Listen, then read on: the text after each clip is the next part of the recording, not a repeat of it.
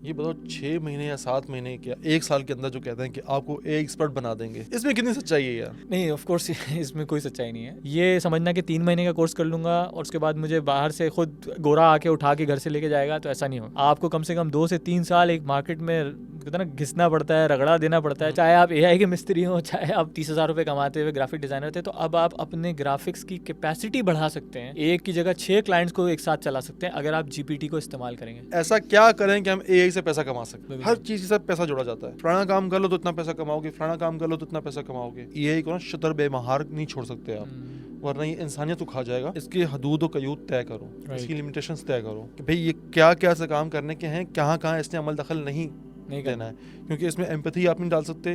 तो आपको अगर दोस्त चाहिए तो आप इंसानों में दोस्त नहीं तलाश कर रहे, आप कहाँ दोस्त तलाश करेंगे? आप एआई में दोस्त तलाश करेंगे। ये सारी कहानी यार कौन मेहनत करे 10 साल यार, 10 साल क्या होते हैं भाई? मुझे तो अभी 15 मिनट में काम करके दो यार।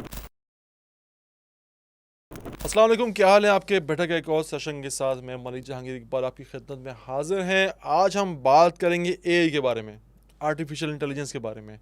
क्या है, कैसा है, क्यों है और कब से है, और पाकिस्तान में इसका क्या मुस्तकबिल है। वो इस पर बात करने के लिए मेरे साथ मेरे बहुत पुराने दोस्त जनाब मोहम्मद उमैर साहब आज मौजूद हैं।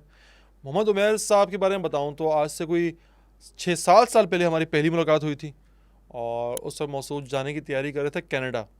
साथ साथ बहरिया यूनिवर्सिटी में पढ़ा भी रहे थे और कनाडा भी जा रहे थे। और उस वक्त मुझे पता चला था कि भाई जनाब का पक्का इरादा है पीएचडी करने का एआई पे। तो हमारे लिए तो बड़ी हैरानी की बात थी कि उस वक्त इतना कुछ पता भी नहीं था एआई के बारे में कि सीन क्या होता है, बट ये पता था कोई मूवी फिक्शन का कुछ सीन होता है, इससे ज़्यादा पता नहीं था।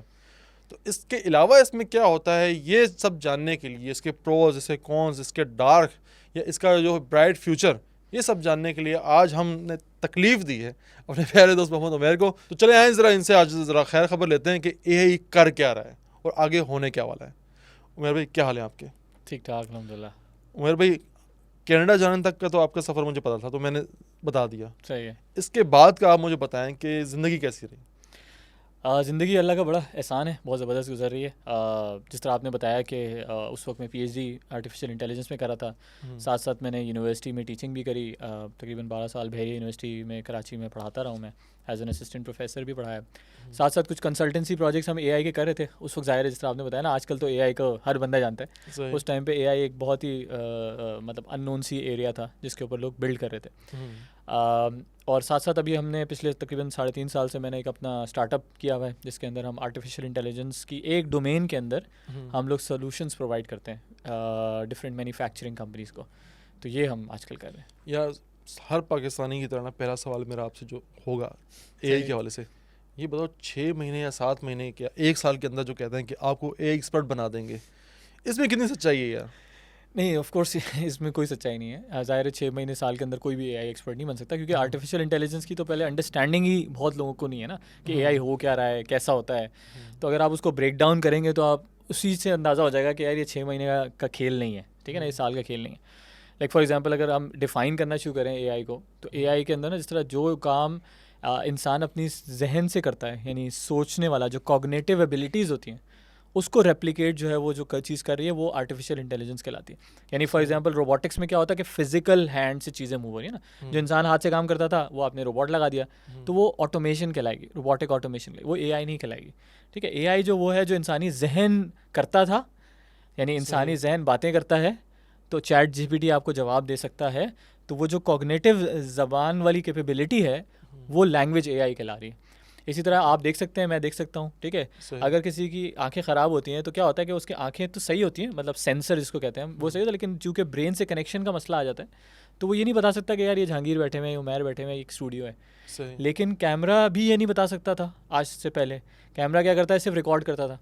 लेकिन जब आपने एआई सॉफ्टवेयर लगाया उसके साथ, तो अब वो हो गया इंटेलिजेंट कैमरा। अब वो बता सकता है कि यार ये फेशियल रिकग्निशन करके कि ये जहांगीर भाई हैं, कितनी देर यहाँ बैठे हुए हैं, कब से बैठे हुए हैं, कितने दिन यहाँ पे आते हैं, वो कैमरा वो सारी रिपोर्ट जनरेट कर सकता है। तो ये विजन एआई कहलाता है। जो इंसान बोल सकता है वो लैंग्वेज एआई हो गया, जो इंसान देख सकता है वो अगर सॉफ्टवेयर कर ले तो वो विजन एआई हो गया। और फिर आप एक और काम कर सकते हैं, वो है कि आप सोच के कुछ प्रिडिक्ट करते हैं कि यार मैंने अगर बिज़नेस में इतने पैसे लगाए हैं तो इतनी मेहनत करूंगा तो यार ये हो जाएगा, या पिछले 6 साल में फ़लाँ काम हुआ था तो अब मुझे अगले 3-4 साल में ये होगा, जिसको हम कहते हैं predictions based on your previous information. ठीक है, ये काम भी एक कॉग्निटिव काम है, यानी दिमागी काम है, ठीक है ना। ये काम भी अब एआई करता है। एआई क्या करता है, आप बात करेंगे थोड़ी देर तक, हम लोग घड़ियों की बात करेंगे तो आपके पास फेसबुक के ऊपर ऐड आ जाएगा घड़ियों के उसमें, ऐड आना शुरू है, ऐसा क्योंकि ही। वो प्रिडिक्ट कर रहा है कि शायद आपको घड़ी खरीदनी है। उसकी बेसिस पे वो आपको एल्गोरिथम क्या कर रहा है, एड्स दिखा रहा है जो उसके पास मौजूद हैं। तो ये जो प्रिडिक्टिव एआई है, जिसको मशीन लर्निंग भी कहते हैं, तो ये 3 मेजर क्लासेस ऑफ एआई होती हैं जो कि चल रही हैं। अब आप कहो कि मैं 6 महीने में ये सब कुछ सीख लूँगा without programming expertise, without background, तो बहुत जाहिर है इम्पॉसिबल सी बात है। अच्छा, कल मैंने एक लाइव सेशन किया था, वो बताया था कि मेरे इस तरह दोस्त आएंगे जिससे हम एआई पे बात करेंगे। राइट। तो अक्सरियत ने जो मुझसे सवाल पूछा ना, हम्म। वो था पैसों के हवाले से, कि ऐसा क्या करें कि हम एआई से पैसा कमा सकें। सही है। क्योंकि हमें देखें, जिस तरह लालच भी दी जाती है ना, खासकर थर्ड वर्ल्ड कंट्री में, बिल्कुल। हर चीज़ के साथ पैसा जोड़ा जाता है हम्म। कि फलाना काम कर लो तो इतना पैसा कमाओगे, फलाना काम कर लो तो इतना पैसा कमाओगे। तो कोई कोर्स बेचे या कुछ भी करे तो उसके साथ ही पैसा जुड़ा होता है। हम्म। तो उन्होंने कहा यार ये सवाल लाजमी आप पूछिएगा कि ऐसा कौन सा कोर्स करें एआई में कि हम पैसा कमा सकें, जिसका आगे फ्यूचर में बड़ा वो सीन हो। सही सही। तो देखें, एआई के जो मतलब एक कुछ सिंपल चीज़ें हैं जिससे आप पैसा कमाने की कैपेबिलिटी हासिल कर सकते हैं, ठीक है। क्योंकि पैसा कमाने के लिए तो कुछ स्किल सेट चाहिए जो अगर आपके पास नहीं है, यानी डिसिप्लिन चाहिए, अप्लाई करने की मेहनत चाहिए, मेहनत करना आना चाहिए, मुश्किल सही काम ना, है। मुश्किल काम करना की कैपेबिलिटी, अगर ये सब चीज़ें नहीं है तो फिर तो आप एआई सीख लें या रॉकेट साइंस सीख लें, कोई फ़ायदा नहीं है, कोई पैसा नहीं कमा सकते आप। लेकिन अगर आप मेहनत करने की कैपेसिटी रखते हैं तो एआई की मल्टीपल डोमेन्स है ना। तो फॉर एग्जांपल आपने चैट जीपीटी, आजकल जाहिर है मशहूर है, सबको पता है, सब अपने असाइनमेंट भी उसी पे बना रहे हैं, सब अपने प्रपोजल भी उसी पे लिख रहे हैं। अच्छा, अब चैट जीपीटी के ऊपर जो सवाल पूछते हैं ना, उसको हम कहते हैं प्रॉम्प्ट, ठीक है। प्रॉम्प्ट दिया आपने उसको कि यार please tell me about American continents economy, वो आपको एक डिटेल निकाल के दे देगा, उसको कहते हैं प्रॉम्प्ट। अगर अच्छे प्रॉम्प्ट पूछे जाएं तो अच्छे सवाल के जवाब मिलेंगे, अगर आप अच्छा सवाल पूछेंगे हम अच्छा जवाब दे पाएंगे आप। सही। तो जीपीटी भी ऐसी करता है, तो उसको कहते हैं प्रॉम्प्ट इंजीनियरिंग। तो प्रॉम्प्ट इंजीनियरिंग सबसे आसान काम है सीखना। क्यों है आसान काम सीखना? क्योंकि फॉर एग्जांपल एआई मौजूद है, आपके पास टूल मौजूद है, आपको क्या करना है, सवाल जवाब करने हैं जो कि आप ज़िंदगी में करते हैं, लेकिन आपको अच्छे सवाल जवाब करने आने चाहिए। तो अगर फॉर एग्जांपल आप ग्राफिक डिज़ाइनर हैं तो आप उससे सारा कंटेंट की रिसर्च करवा सकते हैं। तो आप अगर ग्राफिक डिज़ाइनर 30,000 रुपये कमाते हुए ग्राफिक डिज़ाइनर थे, तो अब आप अपने ग्राफिक्स की कैपेसिटी बढ़ा सकते हैं, एक की जगह 6 क्लाइंट्स को एक साथ चला सकते हैं अगर आप जीपीटी को इस्तेमाल करेंगे, चैट जीपीटी को इस्तेमाल करेंगे, क्योंकि वो आपको कंटेंट बहुत सारा रेडी करके दे देगा, पूरे मंथली कैलेंडर्स बना के दे देगा। अगर आप उसे बोलें कंटेंट कैलेंडर बना के दो पूरे महीने का, मेरा ये बिजनेस है, अगर आप सही से पूछें उसे, यानी आप उसको बिजनेस की डिटेल्स बताएं, सब चीज़ें बताएं, तो आपको प्रॉपर कंटेंट कैलेंडर बना के देगा। उस कंटेंट कैलेंडर के अंदर फिर आपको क्या क्या करना है, किस तरह की इन्फोग्राफिक्स बनानी है वो भी बता के देगा, और उसके अंदर फॉर एग्जांपल कौन सी पिक्चर्स लगानी है वो भी बता के देगा, अगर आपको ये इस्तेमाल करना आता है।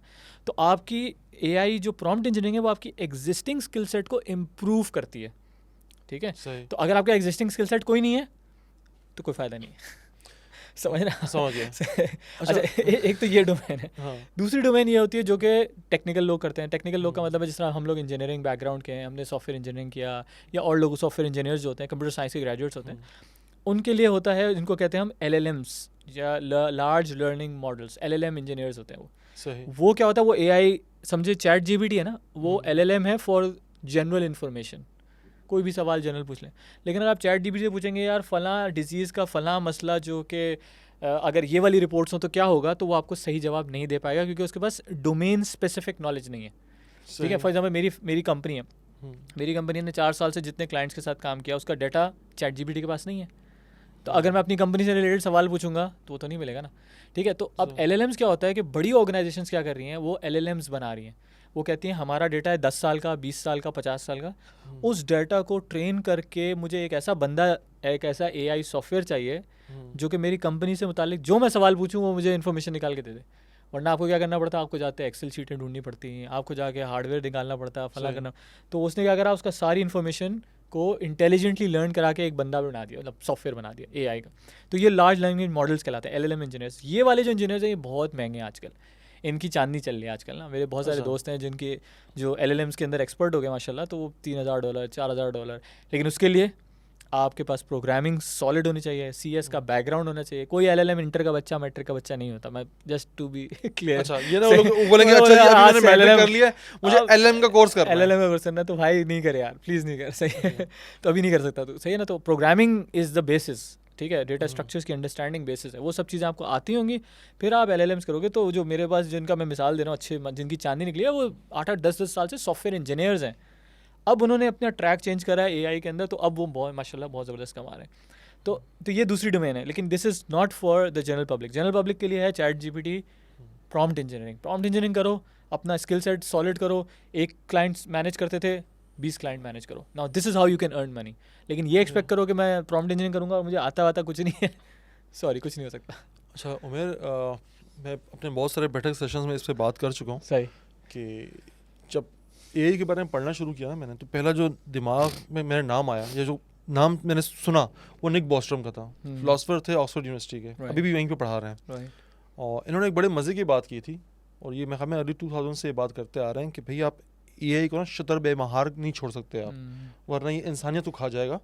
इसके हदूद व कयूद तय करो, इसकी लिमिटेशंस तय करो कि भाई ये क्या क्या से काम करने के हैं, कहाँ इसने अमल दखल नहीं देना है. क्योंकि इसमें एम्पैथी आप नहीं डाल सकते, इसमें जिस तरह एक इंसानियत का टच फ्लेवर होता है एम्पैथी, बिल्कुल वो आप इसमें नहीं डाल सकते. अगर आप सब कुछ इस पर छोड़ दोगे तो ये किसी बड़े नुकसान का शख्साना बनेगा. मिसाल के तौर पे ये तो खैर मेरी अपनी मिसाल है कि आपने एक एआई तैयार किया, ठीक है, और उसको आपने ट्रेन कर दिया भाई कि क्लाइमेट जो है वो डिज़ास्टर बहुत ख़तरनाक हो चुका है, आपने हर उस चीज़ से बचाना है जो क्लाइमेट को नुकसान पहुँचाए. सही बात है. आपने सब डेटा दे दिया, सब कुछ दे दिया, उस सॉफ्टवेयर को पता चला कि सबसे बड़ा नुकसान क्लाइमेट के लिए इंसान है. इंसान को एलिमिनेट करो, तो उसका आपके पास क्या हल होगा उस वक्त कि जब सारे हथियार हर चीज़ के कंट्रोल में हो जाएगा. डेटा का गेम है ना सारा कुछ. क्योंकि इससे मुझे याद आया कि एक प्रोजेक्ट लॉन्च किया था, डेड हैंड प्रोजेक्ट जिसे कहते हैं, सोवियत ने लॉन्च किया था. उसको डर था कि भाई अमेरिका में कभी भी हमला कर देगा हम पे. तो उन्होंने एक ऐसा प्रोग्राम किया कोल्ड वॉर के एरा में, और उसका नाम रखा डेड हैंड. सुनना रुशेल, उसमें यह था कि भाई अगर सोवियत में एक ख़ास में उसमें पावर में ज़लज़ला फील होता है, रेक्टर स्केल पे रीडिंग आती है, और इतने मिनट के अंदर कोई भी इसको ऑपरेट करने वाला नहीं है, वो कोड लगाने वाला नहीं है, तो वो ऑटो पे समझेगा कि मुझ पे अटैक हो चुका है और सोवियत जो है मलियामेट हो चुका है, कोई है नहीं. तो ऑटोमेटिकली हज़ारों जो रॉकेट्स थे जो लेस थे उस टेक्नोलॉजी से एटमी, वो अमेरिका की तरफ अटैक कर देंगे. इसमें अगर माल फंक्शन हो जाता, वो तस्वीर कर लेता, तो सर इस वक्त दुनिया ख़त्म हो चुकी होती. तो टेक्नोलॉजी इतनी नुकसानदेह हो सकती है. तो निक बॉस्टन की जो बात है कि इसके हदूद व कयूद तय करो, आप इसको किस हद तक समझते हैं, या किस हद तक इम्प्लीमेंट हो रहा है ये, या नहीं हो रहा है? देखिए, ये बात तो बिल्कुल 100% है कि टेक्नोलॉजी अगर लिमिटलेस होना शुरू हो जाए, जाहिर है, तो वो किसी भी एंगल से, चाहे वो सोशल मीडिया पे देखें आप, सोशल मीडिया पे लोग बिल्कुल क्या कहते हैं एडिक्ट्स होते जा रहे हैं, सोशल मीडिया के ना रील्स के एडिक्ट्स होते जा रहे हैं, चीज़ होते जा रही है. तो वो तो सोशल मीडिया के कंट्रोल्स तो डेफिनेटली होने चाहिए, या किसी भी टेक्नोलॉजी के कंट्रोल्स होने चाहिए. और बात यही है कि एआई के कंट्रोल्स होने चाहिए, क्योंकि एआई के ना सिर्फ ये वाला मसला नहीं, एथिकल मसला तो है ही है, जाहिर है, जिसको सॉल्व करना है, लेकिन एक एक्यूरेसी का मसला भी है.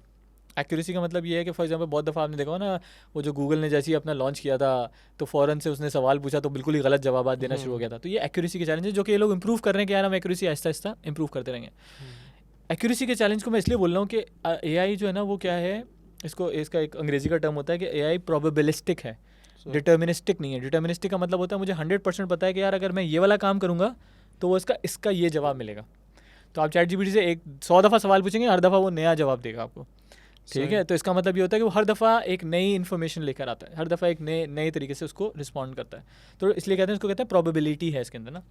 तो अब इसमें मसला क्या है, सोचें आपके पास जहाज़ है, एयर नेविगेशन सिस्टम है, तो आपके पास रोज़ाना लाखों जहाज़, लाखों फ़्लाइट्स होती हैं. अगर मैं बोलूँ यार 0.1% एरर बर्दाश्त कर लें आप, तो इसका मतलब रोज़ाना एक जहाज़ गिर रहा होगा. सही है. तो अगर एक चीज़ में एरर है 0.1% भी, जो कि एआई में है, एक्यूरेसी उसकी 98% 99% तक होती है, तो इसका मतलब ये है कि मैं उसको क्रिटिकल एप्लीकेशन में कभी भी नहीं लगा सकता. ठीक है ना. ये बाकायदा एक डिस्कशन है, एकेडमिक डिबेट है कि यार आप उस एआई को क्रिटिकल एरियाज़ में नहीं लगाएंगे, नॉन क्रिटिकल एरियाज़ में लगाएं. आप चैट जीपीटी बातें करें आप, कोई मसला नहीं है, ठीक है. उसमें भी चैलेंज आ जाएगा, वो जो आप मिसाल दे रहे थे बिफोर हमने स्टार्ट किया था. तो क्रिटिकल एरियाज़ में कभी भी एआई को इम्प्लीमेंट नहीं किया जाना चाहिए. क्यों? क्योंकि आपको पता नहीं है कि उसका बिहेवियर आप प्रिडिक्ट नहीं कर सकते. तो अगर आप किसी, और वो जो बात उनकी सही है कि अगर आप बिहेवियर प्रिडिक्ट ही नहीं कर सकते किसी का, और आपने उसको क्रिटिकल एरिया में लगा दिया, तो जिस दिन उसका वो वाला बिहेवियर होगा जो आप प्रिडिक्ट नहीं कर पाते होंगे, उससे नुकसान हो जाएगा. तो एक तो वो एरिया. दूसरा जो एथिकल बाउंड्रीज है उसके लिए रेगुलेशंस लोग बना रहे हैं, ठीक है. रेगुलेशंस यूरोप में बहुत ज़्यादा रेगुलेशंस बन रही हैं और जगहों पे रेगुलेशंस बन रही हैं, और वो रेगुलेशंस इंपॉर्टेंट भी हैं क्योंकि अगर आप उसको एथिकल बाउंड्रीज में नहीं रखेंगे, इमोशनल बाउंड्रीज उसकी डेफिनेशन नहीं करेंगे कि भाई कहाँ पे यूज़ हो सकता है, कहाँ पे यूज़ नहीं हो सकता।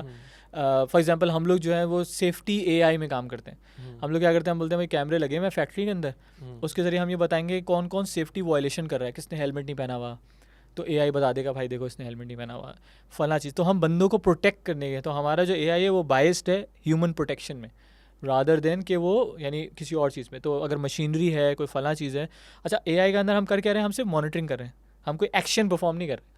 यानी फॉर एग्जांपल अच्छा भाई हेलमेट नहीं पहना हुआ तो क्या होगा, गोली मार देगा, आपको उठा के पकड़ लेगा, तो वो रोबोटिक्स ऐड नहीं हुआ उसके अंदर, उसके अंदर सिर्फ मॉनिटरिंग एलिमेंट है। तो वो जो मॉनिटरिंग एलिमेंट है उसको भी रेगुलेट करने की ज़रूरत होती है, जाहिर है कि आप ऐसा ना हो कि आप जो है वो ये जो एथिकल बाउंड्रीज हैं इसको क्रॉस करें। तो एक तो एक्यूरेसी इश्यूज़ हैं, दूसरा एथिकल बाउंड्रीज, जिसकी वजह से एआई अभी तक सेफ्टी क्रिटिकल एप्लीकेशंस और इवन वेपनरी के अंदर एक बहुत बड़ा सवाल है। जिस तरह आपने मिसाल दी कि यार अगर वेपनरी में आप लगा देंगे तो अगेन एआई बोलेगा कि भाईजान अभी वेपन की ज़रूरत है, तो फिर आप कौन डिसाइड करेगा ये। अच्छा इंसान भी गलत डिसीजन लेते हैं, ठीक है, लेकिन इंसान ओन करते हैं उन डिसीजन को, लेकिन अगर एआई डिसीजन लेगा गलत सही है तो कौन ओन करेगा उसको, कौन जिम्मेदार बचेगा कौन? बचेगा कौन? सही है, टर्मिनेटर शुरू हो जाएगी भाई। हाँ ऐसे ही ऐसे ही। अच्छा आपने बात की ना, बड़े मज़े की मुझे बात लगी, आपने कहा कि आप सेफ्टी एआई पे करते हैं। जी जी, असल मसला तब होगा जब रोबोटिक्स इसके साथ जुड़ना शुरू हो जाएंगे। यस यस, बेसिकली ये भी सिर्फ दिमाग है, अभी दिमाग- इसको जिस्म चाहिए, जिस्म चाहिए, और जिस्म इसका बनेगा रोबोटिक्स। बिल्कुल। और हज़रत इंसान की फितरत है कि उसे ना, और एक हज़रत इंसान की फितरत है, दूसरा जिस कैपिटलिस्ट सोसाइटी में हम रह रहे हैं, हाँ हाँ, यहाँ पे हमेशा सेठ जो होता है, सही बात, चाहे वो इलन मस्क की शक्ल में सेठ हो या हाजी साहब की शक्ल में सेठ हो, सही बात, वो कहते हैं कि मेन पावर कम से कम हो, एक दफ़ा खर्चा हो जाए, मेरी टेंशन छूट जाए मेन पावर से। अभी तो हमने सिर्फ सोचने समझने के लिए एआई को यूज़ करना शुरू किया है, लेकिन आप देखेंगे बहुत रैपिडली 5-10 साल में रोबोटिक्स इसके साथ जुड़ना शुरू हो जाएंगे कि यार इसका फ़ायदा ही क्या कि अगर आदमी नहीं जाके काम करना है, वो आदमी से तो तंग है, वो सुस्ती कर रहा है, काहली कर रहा है, बीमार हो रहा है, फलाना हो रहा है, तो बेहतर है कि इसकी इंटेलिजेंस के साथ इसके हाथ लगा दिए जाएं।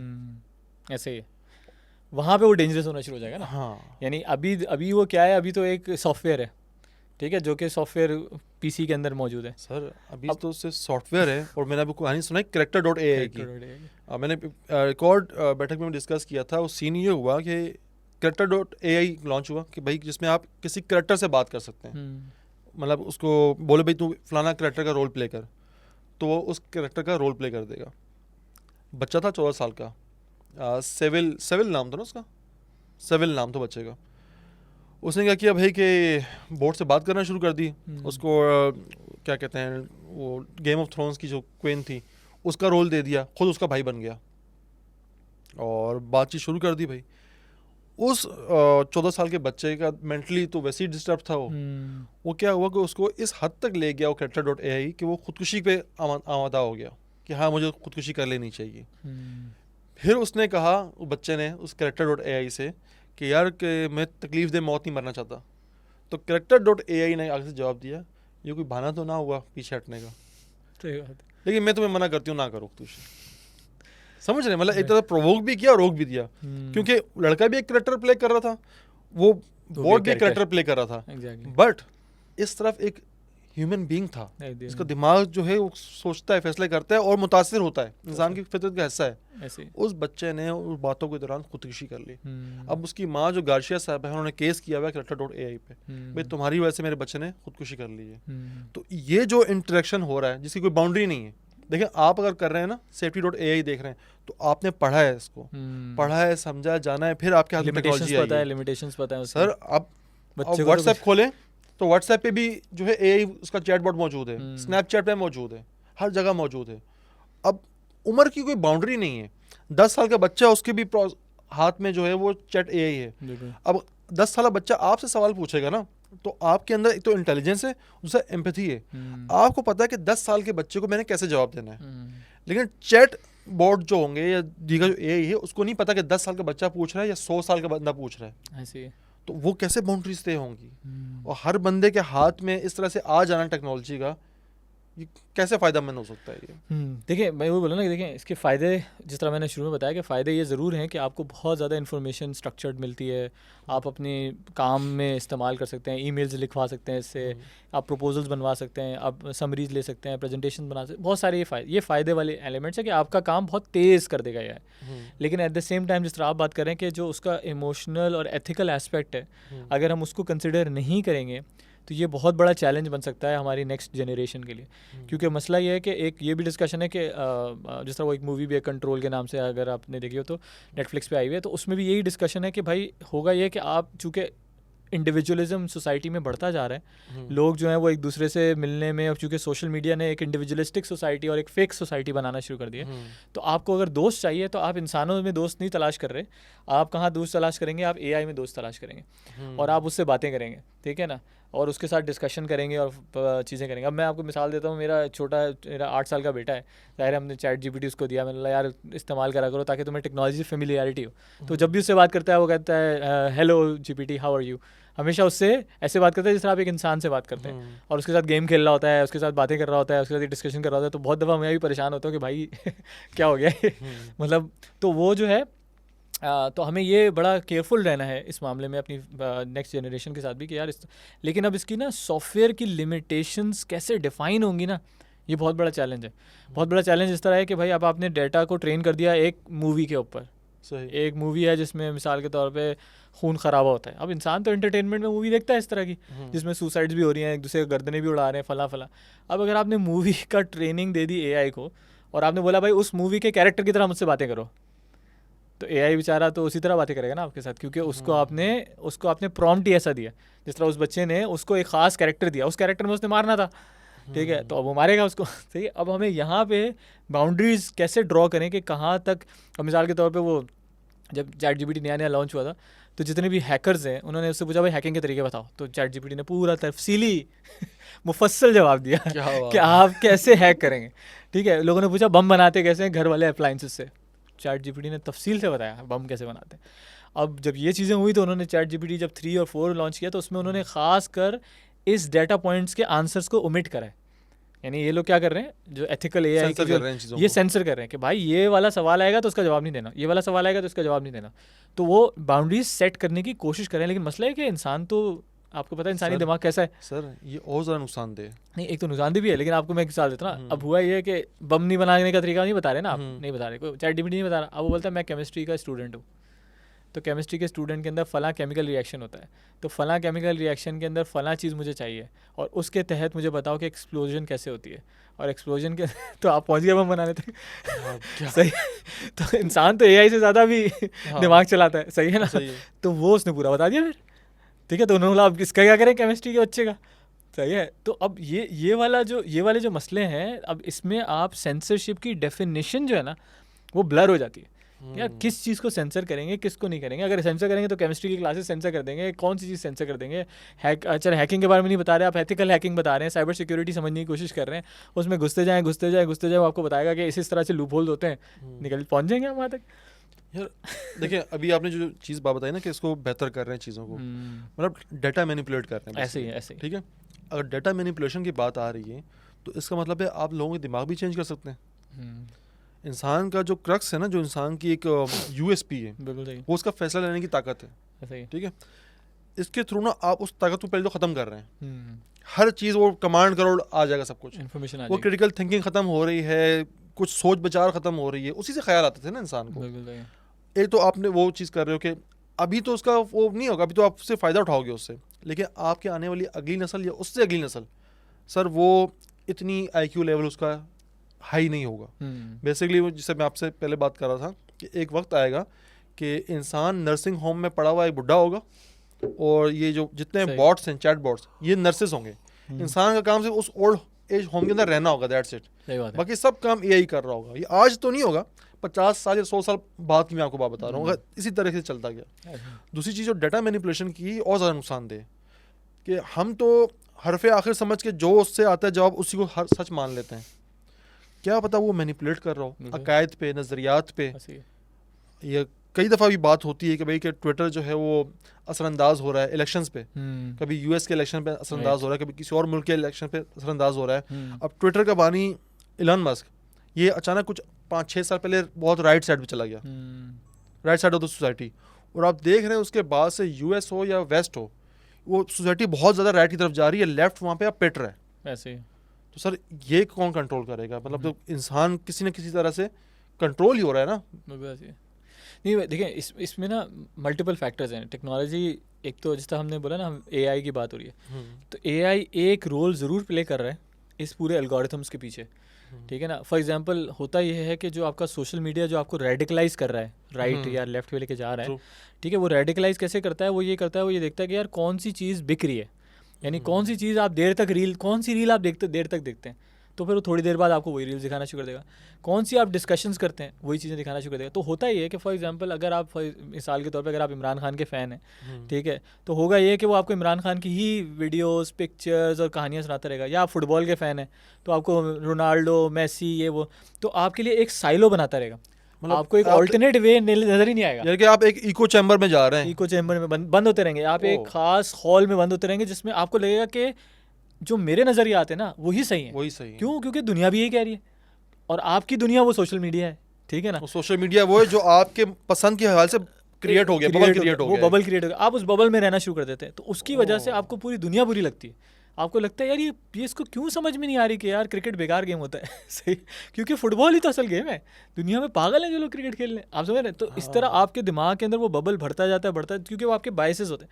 अगर आपको मुख्तलिफ ओपिनियन मिल रहा होता तो आपका वो बबल नहीं क्रिएट होता। तो इसलिए मैं कहता हूँ सोशल मीडिया पे आप ऐसे लोगों की भी पोस्टें लाइक किया करें जिससे आप नफरत करते हैं, ताकि कम से कम आपको दूसरा ओपिनियन मिलता रहे। वरना होगा क्या, गाली देते हैं, सही है नहीं वो गालियाँ सुने आपको मसला, लेकिन उसकी वजह ये है कि ताकि आपको यार एक आपके सामने एक डाइवर्स ओपिनियन हो, वरना आप एक हॉल में बंद हो जाएंगे। ये जो ट्रम्प का पिछला जो इलेक्शंस था उसमें वो जीता था, उसके पीछे वो कैम्ब्रिज एनालिटिका के नाम से एक कंपनी थी सोशल मीडिया की। उन्होंने क्या करा था, उन्होंने एग्जैक्टली यही किया था कि उन्होंने हिलरी क्लिंटन और ट्रम्प ने उनको पैसे दिए थे। ये डोनाल्ड ट्रम्प की पहली टर्म की बात करो ना। उन्होंने क्या करा था, उन्होंने क्या करा कि भाई ट्रम्प के जितने भी, उन्होंने पहले क्लासिफिकेशन की फेसबुक के ऊपर कि भाई दुनिया में अमेरिका में कितने लोग हैं, अमेरिका में ट्रम्प के फेवर कितने और हिलरी के हार्ड लाइनर्स कितने हैं। हार्ड लाइनर कौन होता है भाई? जो हर रोज़ हिलरी की पोस्ट शेयर करेगा, जिस तरह कोई नवाज शरीफ की पोस्ट शेयर करेगा, कोई इमरान खान की करेगा, कोई अल्ताफ भाई की करेगा, सही है ना। तो वो हार्ड लाइनर हो गया, इससे तो बात करने का कोई फ़ायदा नहीं है। अब वो होते हैं जो मिडिल लोग होते हैं, जो कभी शेयर कर रहे हैं, जनरल बातें शेयर कर रहे हैं, लेकिन वो कोई ख़ास पोजीशन नहीं ले रहे। तो उन्होंने क्या करा, क्लासिफिकेशन करी, और उन्होंने जो नॉर्मल लोग थे ना, जो कि अभी तक किसी साइड पे नहीं थे, उन्होंने उनको ऐड दिखाना शुरू किया एंटी हिलरी, और उन्होंने दिन रात यही किया। तो अब हो ये रहा था कि उनके सामने जब भी सोशल मीडिया पे पोस्ट आया तो हिलरी तो ईवल है, हिलरी तो कातिल है, हिलरी ने तो जुल्म किया, हिलरी ने तो जंगें लड़ी, हिलरी तो स्कैम्स है, मतलब इस तरह ना। तो अब हुआ ये कि एक सब कॉन्शियस में उनके जहन में क्या आना शुरू हो गया कि यार हिलरी क्लिंटन को तो वोट नहीं देना, पीछे कौन बचा? सही है, पीछे या तो ट्रम्प बचा या वोट जाया करूँगा मैं, लेकिन मैं हिलरी को वोट नहीं दूंगा। तो इन्होंने बाकायदा ये किया, जिसके ऊपर फेसबुक की सुनवाई भी हुई थी, मार्क ज़करबर्ग को बुलाया था सेनेट के अंदर, वो था, उसे बोला भाई तुमने डेटा कैसे दिया? तो उन्होंने बोला भाई हमारा तो डेटा ओपन होता है। तो अब फिर उसके बाद APIs बनी, अब आपको फेसबुक का डेटा इतने आराम से नहीं मिलता, पहले तो डेटा बहुत ही आराम से एक्सेसिबल होता था। तो उन्होंने क्या करा, अब कैम्ब्रिज एनालिटिका फिर बैन किया गया, UK में बंद किया गया कि भाई आपने एक्चुअली इलेक्शंस इन्फ्लुएंस करें। मतलब एक्चुअली, एक तो होता है ना कहानियाँ, एक होता है कि मैंने मार्केटिंग स्ट्रैटेजी बनाई, नहीं भाई आपने मार्केटिंग स्ट्रैटेजी, आपने पैसे लगाए और आपने लोगों का जहन बदला है, और झूठ और सच जो भी है तो जहन बदलने वाली बात। तो यहाँ पे वो ये सोशल मीडिया का दौर है, जिसके पीछे एल्गोरिथम जो है वो AI का एल्गोरिथम है, इसके पीछे एल्गोरिथम, लेकिन उसको यूज़ कौन कर रहा है? इंसान कर रहा है अपने मफादात के लिए, ठीक है ना, कि यार इसको एल्गोरिथम के जरिए इसको फॉरवर्ड दे। तो ये बिल्कुल हो रहा है और ये होगा भी, लेकिन अगर आप इसको कैसे रोक सकते हैं, तो एक तो सबसे पहले ये जो बड़ी ऑर्गेनाइजेशंस हैं, फेसबुक, इनकी एक बहुत बड़ी जिम्मेदारी है कि भाई वो जितने कोशिश करके ये बना भी रहे हैं कम्युनिटी स्टैंडर्ड्स, और फला आप फ़लस्तीन पे पोस्ट आप डालेंगे फ़ौरन उड़ा देंगे, इजराइल की पोस्ट नहीं उड़ाएंगे। तो ये जो बाइस्ड स्टैंडर्ड्स बना रहे हैं लोग, तो ये कोशिश यही करते हैं कि नहीं देखें हम वॉर नहीं दिखाना चाहते, हम फला नहीं दिखाना चाहते, लेकिन एक्चुअली बाइस्ड क्यों? क्योंकि वो वेस्टर्न बाइस उनका वहाँ नज़र आ रहा है। हमारे पास तो कोई फेसबुक है नहीं, हमारे पास तो कोई टेक्नोलॉजी नहीं है, तो हमारे पास तो वो एग्जिस्ट ही नहीं करता। सर देखें, अब सारी दुनिया को पता है कि 2 बड़े जायंट्स हैं बेसिकली, एक मेटा, फेसबुक जिसके अंदर आ जाता है, इंस्टाग्राम अंदर आ जाता है उसके, दूसरा X, राइट। ये 2 बड़े जायंट्स हैं, और सबको पता है कि दोनों की पॉलिटिकल एफिलिएशन ना किस साथ है। सही बात। एक्स जो है वो चला जाएगा रिपब्लिकन के साथ, ट्रम्प वालों के साथ, हाँ, और ये जो है फेसबुक, मेटा। मेटा, ये चला जाता है डेमोक्रेट्स के साथ। एक्स लेफ्ट को सपोर्ट करता है, लेफ्ट में LGBT आ गया और इस तरह के जिस तरह की चीज़ें आ गई, और एक्स जो है वो सपोर्ट करता है, वो अपना टेम्परर जोन को वापस लाना चाह रहा है कि सलीबी जंगों वाला सलीबी जंग, सीरियसली अब ये सीन चल क्रूसेड्स रहा वाली है बहस हो रही है। और इस वक्त एक्स जीत रहा है। अब इंसान को मैनिपुलेट करना इतना आसान है ना, हालांकि हम अशरफुल मखलूक़ात हैं, सब कुछ ठीक है, लेकिन हमें मैनिपुलेट करना दुनिया के आसान तरीन कामों में से एक है। इंसान चलता है इस पे फ्रीक्वेंसी पे और कलर्स पे। अब आप अगर फ्रीक्वेंसी और कलर्स कंट्रोल कर लेते हैं, किसी भी इंसान का दिमाग कंट्रोल कर सकते हैं। फ्रीक्वेंसी मतलब आवाज़ें, क्या सुनाई दे रहा है, क्या सुन रहा है वो, और कलर्स मतलब पिक्चर्स के सबलिमिनल मैसेजेस के थ्रू आपको कंट्रोल किया जा सकता है। एक बंदे को 1 महीने तक अगर एक ही जगह इको चैम्बर में रखा जाए, भाई मुझे पता है कि ये रोशेल साहब हैं, मुझे रोशेल साहब का दिमाग चेंज करना है यहाँ से वहाँ पे, और मेरे पास एक अथॉरिटी है, मेरे पास चीज़ें हैं, पावर है मेरे पास। मैं क्या करूँगा, सबसे पहले मैं इनका सोशल मीडिया देखूंगा। ठीक है भाई, अब मुझे भाई इनकी टाइम लाइन पे खेलना है। भाई इन एल्गोरिथम ऐसा सेट करो कि इसको 1 महीने तक ये चीज़ें हर प्लेटफॉर्म पे नजर आए। ये स्नैपचैट पे जाता है तो वहाँ नजर आए, ट्विटर पे नजर आता है वहाँ जाए, फेसबुक पे नजर आता है वहाँ जाए। अब इंसान सीखता है अपनी कंपनी से। कंपनी हमने दे दी है मोबाइल को, दिन में हम 5 घंटे 6 घंटे सिर्फ स्क्रीन टाइम है, आम आदमी का सब हो चुका है। अब 5-6 घंटे रोशेल के दिमाग में यही चीज़ चल रही है। अब रोशेल को लगेगा शायद वो उसको इनलाइटन हो गया, उसका ख्याल खुद बदल गया उसके, वो मैनिपुलेट हुआ है, उसको पता ही नहीं है कि उसको किस तरह उंगलियों में चलाया जा रहा है। वो इस वक्त करोड़ों की तादाद में लोग ऐसे हैं जिनको उंगलियों पर चलाया जा रहा है, वो बेसिकली ज़ॉम्बी बन चुके हैं और उनको पता ही नहीं है। उनको लगता है कि हम इनलाइटन हो चुके हैं, हमें सब पता है। और जहाँ ऐसा बंदा आपके लोग है ना जो किसी की बात सुनने को राज़ी ना हो, उसको सब कुछ पता है, तो समझ लें कि ये बेचारा कंट्रोल हो रहा है। हाँ, एक बड़ी ज़बरदस्त मूवी है इसमें नेटफ्लिक्स की ना, द सोशल डिलेमा। मूवी क्या है, वो है डॉक्यूमेंट्री टाइप है, जो कि एक्स गूगल, एक्स फेसबुक और एक्स के एक्स एम्प्लॉयज़ इन्होंने ना VPs लेवल पे बनाई है उन्होंने। बड़ा ज़बरदस्त मूवी है, ज़रूर आई वुड रिकमेंड सब ज़रूर देखें, क्योंकि ये वाली जो बात है ना, ये बात समझ में आती है। अच्छा, एडिटर साहब भी नीचे लिख भी दीजिएगा नाम इसका, द सोशल डिलेमा। तो उसमें क्या होता है, उसमें होता ये है कि उसमें वो बता ये रहा है कि देखें, पहले दौर में ना, जब तक सोशल मीडिया नहीं था या ये जो बिग डाटा और जो AI एल्गोरिथम्स नहीं थे, उसमें होता ये था कि फॉर एग्जांपल मैंने एक टूल ख़रीदा, बाइसाइकिल या गाड़ी, ये एक टूल है, ठीक है। वो टूल मुझे बुलाता नहीं था, मैं उस टूल को जब चाहता था इस्तेमाल करा, फिर मैंने छोड़ दिया। अब जो सोशल मीडिया है ना, वो नोटिफिकेशंस के ज़रिए मुझे बुलाता है। जैसे ही आपका टंग की आवाज़ आती है, एकदम से आपको होता है अच्छा यार कोई चीज़ चेक करनी है मैंने, राइट। तो ये जो है, ये आपको पुश करता है आपकी पर्सनैलिटी को अपनी तरफ, दुनिया में एंगेज करता है आपको ना। अच्छा, एंगेज करने का तरीका क्या, बोले आपको वो चीज़ दिखाता है, फिर क्या करता है, फिर वो आपकी पर्सनैलिटी चेक करता है, आपको कौन सी रील्स पसंद आ रही है, उस तरह की चीज़ दिखाता है, ताकि आप एक दफ़ा रील पे आ जाओ तो आप चलाते रहो 2 घंटे तक, बूस्ट होता रहेगा, आप बैठे रहेंगे उसके ऊपर। तो ये इन्होंने इस AI टूल ने ये कोड क्रैक कर लिया है कि इंसान की अटेंशन कैसे लेनी है। इसको कहते हैं इंसान की जो अटेंशन है वो कैसे एंगेज करनी है, क्योंकि हम प्रोडक्ट हैं, सोशल मीडिया का प्रोडक्ट हम हैं, इंसान है। जितनी देर हम सोशल मीडिया यूज़ करेंगे उतना ज़्यादा कंपनीज़ को फ़ायदा होगा। एक्चुअली ये बात है, ठीक है। हम तभी वो फ्री आपको सोशल मीडिया दे रहे हैं, फेसबुक फ्री है, इतने बड़े बड़े सर्वर्स लगाए हुए हैं, ऐसे नहीं लगाए हुए क्योंकि उससे पैसे कमाने, आपसे पैसे कमाते हो। तो ये दुनिया में पहली दफ़ा ऐसा हुआ है हिस्टोरिकली कि जितनी भी टेक्नोलॉजीज़ आई हैं वो हमेशा आप उन्हें कंट्रोल करते थे, ठीक है ना। आप डिफ़ाइन करते थे कि मैंने कब इस टेक्नोलॉजी के पास जाना है। ये पहली टेक्नोलॉजी है जो आपको अपनी तरफ खींचती है, अट्रैक्ट करती है, हर वक्त आपका अटेंशन सीख करती रहती है, जिसकी वजह से होता ये है कि आपके अंदर, आपके ऊपर सबसे ज़्यादा इन्फ्लुएंस इस टेक्नोलॉजी का होता है। इसलिए कहते हैं कि भाई बच्चों को बोलें कि कम से कम स्क्रीन टाइम रखें, बड़े कम से कम स्क्रीन टाइम के ऊपर आएँ, सिर्फ लिमिटेड लेवल पर। ज़ाहिर ज़रूरत भी बन गई है, ये वही वाली बात है कि यार अगर मैं ज़्यादा यूज़ करूँगा तो भी मसला है, कम यूज़ करूँगा तो भी मसला है। यानी अगर मैं मोबाइल यूज़ ना करूँ तो आपकी कम्युनिकेशन ब्लॉक हो जाती है, आप जो है वो अपना बिज़नेस कर रहे हैं, बिज़नेस ख़राब हो जाता है आपका, आप ईमेल्स रिस्पॉन्ड नहीं कर पाते, आप लोगों के साथ रिलेशनशिप नहीं रख पाते, वो सारे नुकसानात हैं। अच्छा सॉरी, अगर मैं नहीं करूँगा तो वो सारे नुकसान होते हैं। लेकिन दूसरी तरफ ये है कि अगर मैं ये सब चीज़ें एक्स्ट्रा कर दूँगा तो मैं एक प्रोडक्ट बन जाता हूँ, मैं जो हूँ वो एक एंगेजमेंट टूल बन जाता हूँ, मैं एक ज़ॉम्बी बन जाता हूँ जो कि 2-3 घंटे तक वही काम करता हूँ जो कि इन कंपनीज़ को चाहिए। तो आपको अपने आप को किस तरह एडजस्ट करना है इस AI के दौर में, अपने स्पेशली सोशल मीडिया के AI के दौर में। बाकी AIs भी हैं, जिस तरह GPT है, GPT से लोग बहुत फ़ायदा उठा रहे हैं क्योंकि GPT सोशल मीडिया नहीं है, वो भी AI ज़रूर है लेकिन वो सोशल मीडिया AI नहीं है। सोशल मीडिया का जो AI है वो ख़तरनाक लेवल पे, GPT का जो है वो आपको हेल्प कर रहा है, लेकिन फिर वो जो कैरेक्टर वाला आ गया वो भी सोशल हो गया। जो आपने मिसाल दी थी जिसमें बंदे ने खुदकुशी कर ली। अब जो सोशल एस्पेक्ट्स में एआई इम्प्लीमेंट होता है ना, उसमें बहुत ख़तरनाक होना शुरू हो जाता है। लेकिन जो मटेरियल एस्पेक्ट्स हैं, जो ज़रूरत के तहत हैं, जो इम्प्रूवमेंट के पॉइंट ऑफ व्यू से हैं, ठीक है, वो बेहतरीन है। यानी फॉर एग्जांपल प्रोडक्शन को इम्प्रूव करना है, उसमें एआई कैसे आपको प्रेडिक्शन दे सकता है, आपको बिजनेस कैसे इम्प्रूव करना है, उसमें एआई कैसे आपकी हेल्प कर सकता है, आपके स्किल्स कैसे इम्प्रूव करना है, उसमें आपकी हेल्प कर सकता है। ये सारी अच्छी चीज़ें। लेकिन एट द सेम टाइम जहाँ सोशल एस्पेक्ट आना शुरू हो जाता है ना एआई का, जो एथिकल एस्पेक्ट है, वहाँ पे जो है मसला शुरू हो जाता है सबसे पहले। और अगर दूसरी बात जिस तरह आपने बोला कि उसके अंदर जब आप रोबोटिक्स ऐड करेंगे, ठीक है ना, तो वो जो आप कहते हैं एक कॉन्सेप्ट है, इसको कहते हैं ट्रांसह्यूमैनिज्म।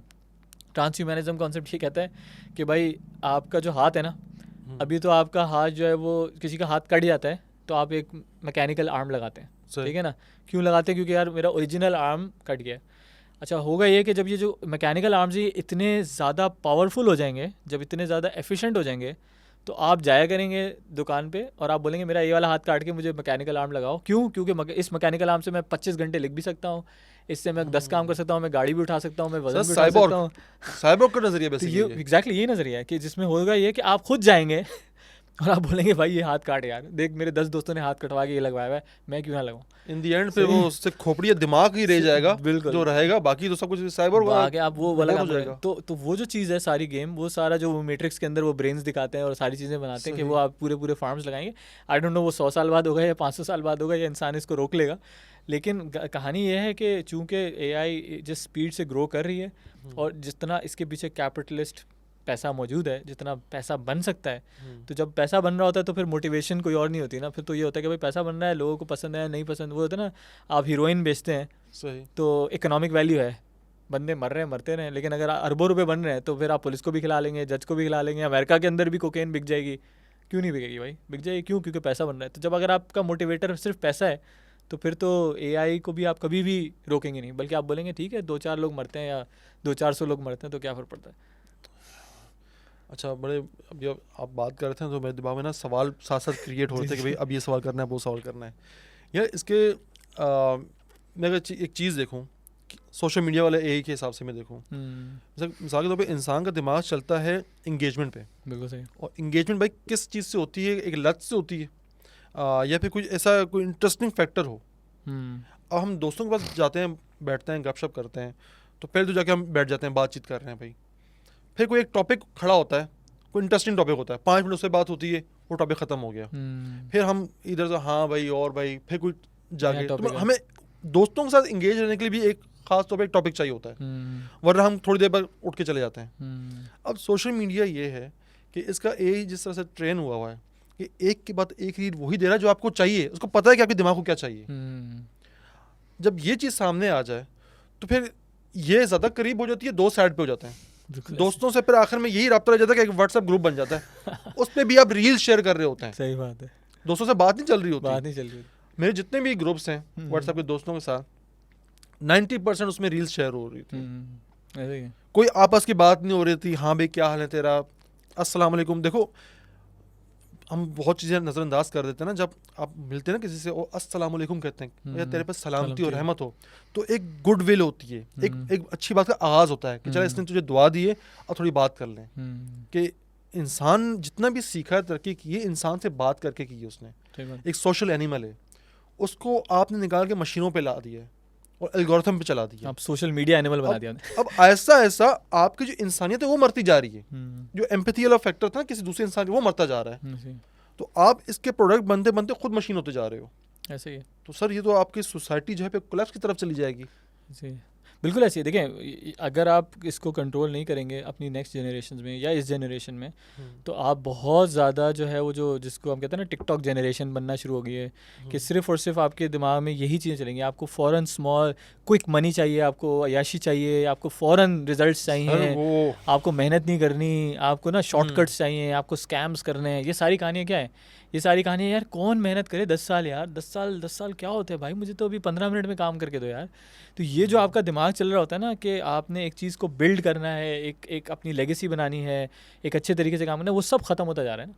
वो इसलिए ख़त्म होता जा रहा है क्योंकि जो लोग इस सोशल मीडिया के अंदर घुस गए हैं, they are unable to think, ऐसे तो बोलूँगा they are unable to think properly. तो इसलिए हमें ये करना होगा कि हमें इससे अपने आप को मेक श्योर करना है कि यार हम थोड़ा सा अपने आप को कंट्रोल रखें, इसमें जितना स्क्रीन टाइम कंट्रोल कर सकते हैं करें। और दूसरा है कि इसका पॉजिटिव इस्तेमाल, वही वाली बात है कि जितना पॉजिटिव इस्तेमाल कर सकते हैं बहुत अच्छी, यानी आज के दौर में मसला ये नहीं है कि आपके पास इन्फॉर्मेशन नहीं है। पहले दौर में क्या होता था कि यार मुझे अगर 100 साल पहले चला जाए तो मुझे अमेरिका की इकॉनमी के बारे में पता करना है या यूके की इकॉनमी के बारे में पता करना है, कैसे करूँगा मैं? मेरे पास कोई इंटरनेट नहीं है, कोई सोशल मीडिया नहीं है। मैं जाऊँगा किसी प्रोफेसर के पास जिसने अमेरिका से पढ़ के शायद हिजरत करके आया हुआ होगा और वो मुझे कोई पढ़ाएगा, या फिर मैं कोई ऐसी किताब ढूंढूंगा, जाके लाइब्रेरीज को छानूंगा कि यार फलां कोई चीज़ मिल जाए जो मुझे बता दे कि यूके में क्या होता है, या मैं खुद यूके जाऊँगा। सही है, और कोई तरीका ही नहीं था इन्फॉर्मेशन हासिल करने का। तो यूनिवर्सिटीज़ का मकसद ही यही था कि भाई यूनिवर्सिटी में एक जगह आप सारे प्रोफेसर्स बिठा दो और आप भी वहीं चले जाओ ताकि नॉलेज मिल जाए। अब नॉलेज तो आपके हाथ में है। अब मसला ये नहीं है कि नॉलेज हासिल कैसे करनी है, अब मसला है कि नॉलेज में से उससे सीखना कैसे। नॉलेज तो अवेलेबल है भाई, कैसे आपने एआई इंजीनियर बनना है, ये सब इंटरनेट पे बहुत अच्छे हार्वर्ड के प्रोफेसर्स वीडियोस पड़ी हुई हैं, यूट्यूब पे सब माल पड़ा हुआ है। आपको अगर ग्राफिक डिज़ाइनर अच्छा बनना है, दुनिया जहाँ की वीडियोस पड़ी हुई हैं। लेकिन अब मसला है कि उससे सीखना कैसा है, ये स्किल चाहिए। अब पहले क्या चाहिए था, पहले था वो इन्फॉर्मेशन तो मिल जाए फिर सीखेंगे।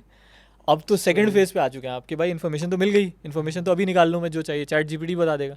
लेकिन उससे सीख के मैं एक स्किल्ड वर्कर कैसे बनूंगा, ये अब मुश्किल काम हो गया, क्योंकि वो वाली मेहनत है वो भी नहीं हो रही है, वो भी नहीं हो रही है। सही बात है। अच्छा मेरे भाई, मैं एक बच्चा हूँ, ठीक है, और मैं हूँ आपके पास, सर मुझे एआई सीखना है, राइट। आप क्या मशवरा देंगे? क्या फर्स्ट स्टेप क्या हो उसका, सेकंड स्टेप क्या हो, आपकी अपनी जर्नी क्या थी इस सारे मामले में? सही है। मुझे ऐसा कि मैं आपसे कहूँ कि यार जो इतना लाख दो और इतने महीने मुझसे सर्टिफिकेट ले लो। सही है। नहीं देखिए, मैं तो ये कहूँगा कि यार एआई सीखने का मतलब ये है कि आप जो एआई के जो टूल्स हैं ना, उससे आपको इंटरेक्शन करनी आ जाए। पहला स्टेप ये होता है। एआई के टूल्स हैं जैसा cloud.ai है जो प्रोग्रामिंग पूरी करके देता है आपको, चैट जीपीटी है, डेली के नाम से था, और मल्टीपल बहुत सारे एआई प्लेटफॉर्म्स हैं। सबसे पहला काम तो ये है कि आप इन प्लेटफॉर्म्स का इस्तेमाल करना आपको आ जाए, इनसे फ़ायदा उठाना आ जाए, क्योंकि ये सारे फ्री प्लेटफॉर्म्स हैं। ठीक है, पहला स्टेप तो आप ये करें कि इनको इस्तेमाल करना सीखें कि इनको यूज़ कैसे करना है। ज़्यादातर लोग बहुत आराम से यूज़ कर सकते हैं इसमें, तो इसको कहते हैं प्रॉम्प्ट इंजीनियरिंग सीखें। पहले सीखें कि यार इसको इस्तेमाल कैसे करना है। सही। ठीक है, जब आप ये वाला स्टेज क्लियर कर लेंगे ना, फिर आपको समझ में आएगी कि यार क्या मुझे इसको किस काम के लिए इस्तेमाल करना है। क्योंकि अगर आपके पास कोई और स्किल नहीं है, अगर आप मैट्रिक इंटर कर चुके हैं, तो मैं आपको सजेस्ट करूँगा कि पहले कोई स्किल सीखें, एआई ना सीखें। स्किल का मतलब क्या होता है? स्किल का मतलब ये कि आप ये सीखें कि यार फॉर एग्जांपल ग्राफिक डिज़ाइनिंग सीख लें, वेबसाइट डिज़ाइन सीख लें। अगर आप यूनिवर्सिटी नहीं जा रहे, अगर आप यूनिवर्सिटी जा रहे हैं तो सारे इंजीनियरिंग सीखें, कंप्यूटर साइंस सीखें, कोई भी सोशल साइंसेस का सब्जेक्ट सीखें, वो ज़रूरी है। लेकिन अगर आपने वो सोशल साइंसेस सीख लिया है, उसके बाद आप एआई सीखें तो वो ज़्यादा फ़ायदा है। क्यों? क्योंकि आपको अप स्किल करने में एआई हेल्प कर रहा है। एआई आपके स्किल को बेहतर करने में मदद दे रहा है, क्योंकि जिस लेवल पे आप हैं एज अ स्टूडेंट, मैं चाहूँगा कि आप स्किल सीखें और उसके बाद एआई के साथ अपने आप को डबल करें, तो आप एक की जगह 100 बंदों का काम करवाएंगे। लेकिन आपको एक बंदे का काम आना चाहिए। अगर आपको एक बंदे का काम ही नहीं आता, बेसिक तो आपकी कंप्लीट होनी चाहिए। बेसिक अगर आप नहीं आता तो फारिग है फिर आप, कोई फ़ायदा नहीं उसका। एक तो ये बात है। दूसरा है कि अगर कोई कहता है नहीं है सर मैंने डीपली एआई सीखनी है, तो मैं उसको बोलूँगा भाईजान पहले आप कंप्यूटर साइंस करें, बेस्ट ये। वरना अगर आप कंप्यूटर साइंस यूनिवर्सिटी के आप खिलाफ हैं, कोई भी रीज़न है, तो स्टैनफोर्ड के बड़े ज़बरदस्त कोर्सेज पढ़े हुए हैं मशीन लर्निंग के ऊपर, पाइथन प्रोग्रामिंग के ऊपर, क्योंकि प्रोग्रामिंग सीखनी पड़ेगी आपको। तो आपको पहले बेसिक प्रोग्रामिंग सीखनी पड़ेगी 6 महीने 8 महीने साल लगा के। तो प्रोग्रामिंग बेसिक सीखेंगे, फिर आपको मशीन लर्निंग के कॉन्सेप्ट सीखने पड़ेंगे, फिर आपको डेटा स्ट्रक्चर्स के कॉन्सेप्ट सीखने पड़ेंगे, फिर आपको लार्ज लैंग्वेज मॉडल सीखने पड़ेंगे। उसके बाद आपको एआई की डेवलपमेंट की नॉलेज होगी कि एआई का इंजीनियर आप हायर हो सकते हैं। कोई आपको प्रॉम्प्ट इंजीनियरिंग मतलब एआई इंजीनियर हायर होना का मतलब ये कि आप कंप्यूटर साइंस आती है, आपको प्रोग्रामिंग आती है आपको। अगर आप बोले नहीं मैं डायरेक्ट एआई बनूंगा बगैर प्रोग्रामिंग के, तो यार ये बहुत मुश्किल है। क्योंकि अगर आप एआई को बोलोगे प्रोग्रामिंग लिख दो, वो लिख देगा, लेकिन आपको पता ही नहीं होगा क्या लिखा है उसने, उसके अंदर प्रॉब्लम्स क्या हैं। वो अंडरस्टैंडिंग, प्रोग्रामिंग की अंडरस्टैंडिंग होगी, फिर आप एआई से प्रोग्रामिंग करवाएं तो ज़बरदस्त। जैसे हम लोग क्या करते हैं, अब मेरा सॉफ्टवेयर हाउस है, मैंने चैट जीपीटी का पेड वर्जन लिया हुआ है, और मैंने अपनी पूरी टीम को, सारे इंजीनियर्स हैं, सबको मैंने बताया हुआ है कि भाई अब जो है ना वो कोड में आपने क्या करना है, आप अपना कोड लिखें, एआई से हेल्प लें। ठीक है, आप एआई से कोड लिखवाएं, लेकिन आपको पता है कि मुझे करना क्या है। ठीक है, क्योंकि उनकी बैकग्राउंड अंडरस्टैंडिंग है प्रोग्रामिंग की। अब वो एआई से काम, पहले हमारा काम अगर प्रोग्रामिंग 3 दिन में होती थी, अब हमारी 1 दिन में होती है। एआई को हमने यूटिलाइज़ किया अपने एग्जिस्टिंग इंफ्रास्ट्रक्चर को, एग्जिस्टिंग स्किल सेट को डबल करने के लिए। तो एआई असल में यहाँ पे हेल्प करती है आपकी। एआई असल में आपको अपस्किल करती है आपकी एग्जिस्टिंग स्किल को, लेकिन एग्जिस्टिंग स्किल नहीं है तो फिर आप भाई इन कुछ शॉर्ट नहीं। आपके पास दही दूध होगा तो लस्सी बनेगी। लस्सी बनेगी, हाँ हवा में लस्सी लस्सी नहीं बनती। हवा में नहीं बनेगी लस्सी। या तो कोई आपको एआई सिखा रहा है तो उसको बोले अच्छा ठीक है, सही है। सही। एआई यूज़ करना सिखा रहा है वो एक अलग बात है। अच्छा मेरे को ये बताएं कि जब आप कनाडा से वापस आए हम्म, तो एज अ एआई एक्सपर्ट आपको क्या चैलेंजेस फेस करने पड़े हम्म। कि यार पाकिस्तान में ये चैलेंजेस हैं, ये जो मुझे तकलीफ पेश आई है, अभी वो चीज़ें बेहतर हो रही हैं या अबतर हो रही हैं, और पाकिस्तान की जो एक क्रीम है एआई की, ये जो लड़के हैं जो इस पे काम कर रहे हैं, सीख रहे हैं, उनका क्या फ्यूचर है पाकिस्तान के अंदर? राइट। देखिए जब मैं कनाडा से वापस आया तो हम लोग ने, ज़ाहिर है उस वक्त मैं यूनिवर्सिटी टीचिंग ही कर रहा था, और यूनिवर्सिटी टीचिंग के अंदर भी वही था कि एआई अभी बन रहा था। अभी अब फॉर एग्जांपल बहुत सारी यूनिवर्सिटीज़ में बीएस आर्टिफिशियल इंटेलिजेंस स्टार्ट हो गया, 4-4 साल के कोर्सेज स्टार्ट हो गए, ठीक है ना। बहुत सारी यूनिवर्सिटीज़ अब करा रही हैं। अच्छे वाले करवा रहे हैं या ये कंप्यूटर है या मायूस है या चैट जीपीटी अब है? नहीं, अब वो तो देखना पता देख के पता चलेगा कि कौन क्या करवा रहा है, लेकिन बहरहाल कोर्सेज स्टार्ट हो गए तो इसका मतलब है अब चीज़ें थोड़ी सी इंप्रूव होना शुरू हो गई हैं, ऐसा नहीं कि नहीं हुई। दूसरी बात ये है कि देखें सर, हम लोग ने हमने जो सेफ्टी एआई या हमने इंस्पेक्शन एआई में जो काम शुरू किया, तो ज़ाहिर है जो पाकिस्तान की मैन्युफैक्चरिंग इंडस्ट्रीज़ हैं वो बहुत ज़्यादा मतलब टॉप नॉच नहीं है और टेक्नोलॉजी फ्रेंडली नहीं है। सेठिया कल्चर सेठिया जो कल्चर है उसमें हाँ। टेक्नोलॉजी फ्रेंडली नहीं है। अच्छा, सेठिया जो होता है ना उसमें उनको टेक्नोलॉजी, वो बाहर से टेक्नोलॉजी ले आएंगे लेकिन वो आपकी टेक्नोलॉजी पे ट्रस्ट नहीं करेंगे, क्योंकि at the end of the day आपने डिलीवर भी नहीं किया हुआ। मतलब पाकिस्तान में कोई ऐसे आपको यूनिवर्सिटीज़ नहीं मिलेंगी जिन्होंने कोई टॉप नॉच रिसर्च करके कोई मशीन्स बनाई हुई हैं। पाकिस्तान के अंदर जो है ना वो यूनिवर्सिटीज़ मिलेंगी जो थ्योरेटिकल के अंदर बहुत अच्छी हैं, ठीक है, बहुत अच्छी हैं, इसलिए वो मास्टर्स पीएचडी के लिए बाहर अप्लाई भी कर सकते हैं और जा भी सकते हैं। लेकिन एक होता है ना कि इंडस्ट्री एकेडेमिया लिंकेज वो इतना मज़े का नहीं है पाकिस्तान में, जिसकी वजह से जो इंडस्ट्री है वो ट्रस्ट नहीं करती एकेडेमिया पे, नहीं करती ट्रस्ट, सीधी सी बात है। वो क्या करेंगे, वो $3 लाख की बाहर से मशीन ले आएंगे लेकिन आपको 50 लाख रुपए देंगे नहीं इस मशीन बनाने के लिए। वो बोलेंगे यार 50 लाख रुपए ज़ाया ही होंगे मेरे, ग्रांट खा जाएंगे ना, सारे ये। वो बोलेंगे ग्रांट खा जाएगा ना, तो इसलिए वो क्या करेंगे, वो आपको नहीं देंगे। तो सारे इंडस्ट्री का एक माइंडसेट है, वो कहते सेट का एक माइंडसेट है कि यार मुझे डिलीवरी चाहिए, मुझे रिलायबिलिटी चाहिए, वो जब तक नहीं मिलेगी जब तक काम नहीं होगा। तो हमने जब भी ट्राई किया तो उस वक्त तो हमें भी यही गालियाँ पड़ी कि भाईजान आप तो एआई की बातें कर रहे हो, आप तो थ्योरी वाले लोग हो, आपने इंप्लीमेंटेशन नहीं की। तो हमारे साथ कुछ दोस्त थे जिन्होंने हमारा मदद की शुरू में, 2-3 मैन्युफैक्चरिंग फैक्ट्रीज थी, उन्होंने बोला अच्छा ठीक है, हमने लॉस में काम किया, हमने बोला नहीं यार अब हमें चांस दो काम करने का। तो अल्हम्दुलिल्लाह अब जो है वो हम अब यूनिलीवर के साथ प्रोजेक्ट कर रहे हैं, हम फीफा फुटबॉल की इंस्पेक्शन के प्रोजेक्ट्स कर रहे हैं। अब हम जो है वो सऊदी के अंदर 2-3 प्रोजेक्ट्स कर रहे हैं। तो ये हमें एआई के प्रोजेक्ट्स अब मिलना शुरू हुए आफ्टर 3.5-4 ईयर्स, ठीक है ना, ऑफ आवर एफर्ट। तो पॉइंट ये कि तो पाकिस्तान के अंदर प्रोजेक्ट मिलना तो बहुत ही मुश्किल काम था, हमें बड़ी मुश्किलों से हमने क्रैक किया ये। तो पाकिस्तान के बाहर तो ये बहुत बड़ा ही गेम है, बहुत बड़ा गेम है। तो पाकिस्तान के बाहर जो लोग अभी जैसा लड़कों का मैं मिसाल दे रहा था कि माशाल्लाह बहुत अच्छा काम कर रहे हैं, तो पाकिस्तान के बाहर तो बहुत सारी इसकी अपॉर्चुनिटीज़ हैं। जो एआई इंजीनियर्स हैं, जिनको एआई लर्निंग मतलब प्रोग्रामिंग लेवल पे अंडरस्टैंडिंग है, जो प्रॉम्प्ट इंजीनियरिंग वाले इंजीनियर्स हैं, मैं उनकी बात नहीं कर रहा, तो ये 2 अलग अलग किस्म के इंजीनियर्स हैं, तो उनकी तो बहुत माशाल्लाह मार्केट है। और तो इसलिए पाकिस्तान के अंदर देखें, पाकिस्तान के अंदर जो हम लोग चूँकि मैन्युफैक्चरिंग नहीं है, हम लोग का जो आईटी बेस है, हम एक सॉलिड ह्यूमन रिसोर्स प्रोड्यूस करते हैं, ठीक है ना। इंसानों में प्रोडक्शन बंदा में कितने चाहिए देगा, बंदे देंगे हम बंदे आपको। देने में टाइट है ना। हाँ। तो बंदे क्रिएट करने में भी टाइट है, हाँ। सही है ना। तो अब बंदे तो हम क्रिएट कर रहे हैं दबा के, अब उसको अगर हम अपस्किल कर दें फॉर इंटरनेशनल मार्केट, ये जो है वो हुकूमत की भी पॉलिसी है, ये जो है वो कोशिश कर रहे हैं सारे लोग कि यार वो करें, क्योंकि उससे आपके पास एक इंटरनेशनल एक्सपोजर होता है, आपको इंटरनेशनली बहुत सारे लोग पैसे देते हैं। तो हमारी तकरीबन $2-3 बिलियन की माशाल्लाह कम हो गई है, इवन दो इंडिया की $200 बिलियन की है, हमारी जो है वो $2 बिलियन की। बड़ी बात है कि $2 बिलियन हो गई है। हम वहाँ तक पहुँच गए ना। तो लेकिन ये है कि हमारा जो सबसे बेस्ट है वो ये है कि हम ये जो स्किल सेट है, अपने स्किल सेट्स को इम्प्रूव करें, as much as possible improve करें। पाकिस्तान के अंदर सॉफ्टवेयर हाउसेज में काम करें, फिर आपको इंटरनेशनल सॉफ्टवेयर हाउसेज में आराम से अपॉर्चुनिटीज़ मिलेंगी। लेकिन एक साइकिल है, ये समझना कि 3 महीने का कोर्स कर लूँगा और उसके बाद मुझे बाहर से खुद गोरा आके उठा के घर से लेके जाएगा, तो ऐसा नहीं होगा। आपको कम से कम 2 से 3 साल एक मार्केट में कहते हैं ना घिसना पड़ता है, रगड़ा देना पड़ता है, चाहे आप मिस्त्री हो, चाहे आप एआई के मिस्त्री हो, चाहे आप वेबसाइट मेहनत और टाइम। तो ये टाइम लगता है इस काम में और मेहनत होती है। Once you are able to do that, तो फिर तो इंशाल्लाह उम्मीद है। सर आपने भी प्रोजेक्ट का जिक्र किया ना, जी, तो अचानक मुझे क्लिक हो गया। देखें ये बात मैं भूला हुआ था, कोरोना के दिनों में मैंने आपका बड़ा नाम सुना है जी, कि वो वेंटिलेटर वाला कोई सीन था, ऐसे ये ही। मुझे वो स्टोरी बताओ यार कि वो बड़े मेरे लिए बड़ा प्राउड मोमेंट था कि हम बैठे हुए थे, मैंने पूछा भैया ये तो दोस्त है, जानता हूँ, मैंने कहा हमारी इतनी बात होती नहीं थी मैंने कहा तो बड़ी है अपना भाई। नहीं उस तो यार बड़ा ज़बरदस्त टाइम था, लेकिन अनफॉर्चुनेट है मुल्क हमारा सर जबरदस्त टाइम नहीं था कोरोना का नहीं मतलब ज़बरदस्त टाइम मतलब R&D के पॉइंट ऑफ व्यू से ज़बरदस्त टाइम था। हमने अगर उसकी स्टोरी हमें बताएं तो हमने फॉर एग्जांपल हमने मार्च 2011 में वो वाली बात है जब कोरोना आया था, 2020 में मार्च, तो उसके फ़ौरन बाद जो हुआ ये था कि हमारे एक प्रोफेसर थे, बहुत अच्छे दोस्त हैं उस्मान इंस्टीट्यूट के, उन्होंने मुझे बोला यार उमर इटली के अंदर इतने लोग मर रहे हैं, और उस वक्त सबसे पहली स्टोरी आई थी इटली में लोग मर रहे हैं और वेंटिलेटर नहीं है। तो हमने बोला पाकिस्तान में जिस दिन कोरोना आ गया उस वक्त इतना हाइप नहीं था कोरोना की ना, तो उस दिन तो हम तो खेप के हिसाब से मरेंगे, हमारा तो मसला ही कोई नहीं है, इतने मरेंगे हम। तो हमने बोला यार उसके लिए वेंटिलेटर्स बनाते, पाकिस्तान में वेंटिलेटर नहीं है, 1500 वेंटिलेटर थे, उनमें से आधे ख़राब थे, कुछ इस तरह की स्टोरी थी ना सारी। तो मैंने बोला ठीक है करते हैं, उन्होंने हमें पुश करा, मेरे पास नीचे ऑफिस बना हुआ था, हमने बोला ठीक है हम यहीं पे करते हैं क्योंकि अभी काम तो कोई हो नहीं सकता, सब लॉकडाउन हो चुका है, तो ये वाला काम करते हैं।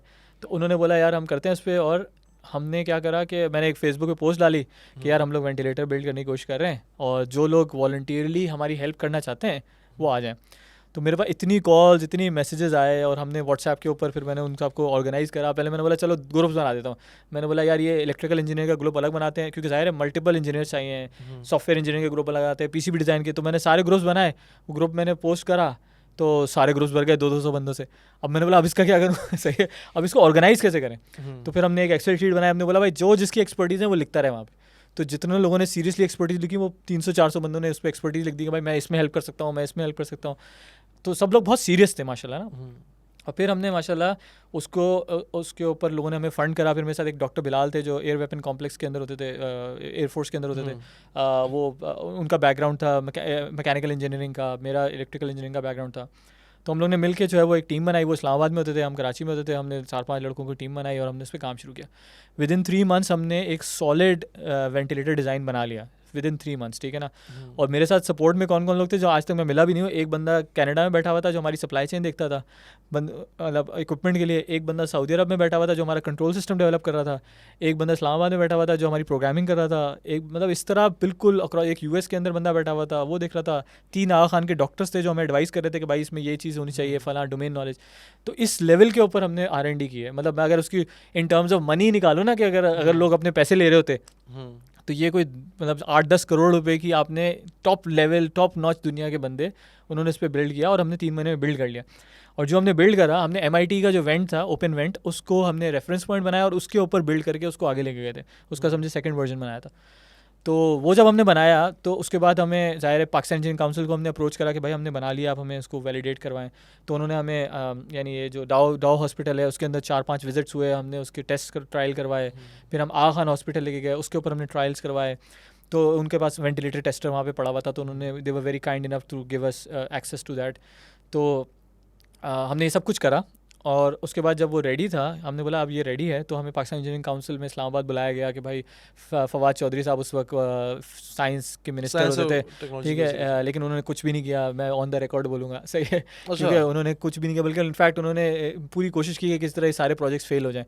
तो इसमें एक NED के वेंटिलेटर हमारे एक टीचर होते थे उन्होंने बनाया, एक हम लोगों ने ओपन वेंट बनाया, एक पाकिस्तान एटॉमिक एनर्जी कमीशन वालों ने वेंट बनाया, एक न्यूटेक कंपनी थी उन्होंने बनाया। इस तरह 5 बड़े प्रोजेक्ट्स थे, डिफरेंट इंडिपेंडेंट ग्रुप्स बनाए थे। जब हम लोग वहाँ गए, इस्लामाबाद गए, तो उन्होंने बुलाया भी था कि सबको कि भाई हम क्या करेंगे। हमें लेटर दिया पाकिस्तान इंजीनियरिंग काउंसिल ने कि यार your initial design has been approved, हम आपको 25 वेंटिलेटर्स का डिज़ाइन देंगे ताकि आप उसको FDA अप्रूवल करवाएं, चीज़ें आगे बढ़ें। क्योंकि देखें हमारी ड्रैब जो है ड्रग रेगुलेटरी अथॉरिटी, उसके पास कैपेसिटी नहीं है इलेक्ट्रोमैकेनिकल डिवाइसेस को अप्रूव करने की, उनका बंदा ही कोई नहीं है, सही है, उनको बंदा ही नहीं है। वो तो क्या करते हैं, वो तो मेडिसिन को अप्रूव करते हैं। और वो कैसे करते हैं, वो कहते हैं मेडिसिन है इसका FDA ले आओ, अमेरिका से अप्रूवल ले आओ, अप्रूवल ले आओ और आपको फिर अप्रूवल दे देंगे। वो खुद के अंदर जो कैपेसिटी होती है इलेक्ट्रोमैकेनिकल कैपेसिटी उनके पास नहीं थी। अपना R&D उनका नहीं है बेसिकली, नहीं है, नहीं अभी भी नहीं है। वो उन्होंने पाकिस्तान इंजीनियरिंग काउंसिल को दिया था कि आप कर लें, तो पाकिस्तान इंजीनियरिंग काउंसिल वालों ने हमारे साथ मिलकर कर लिया।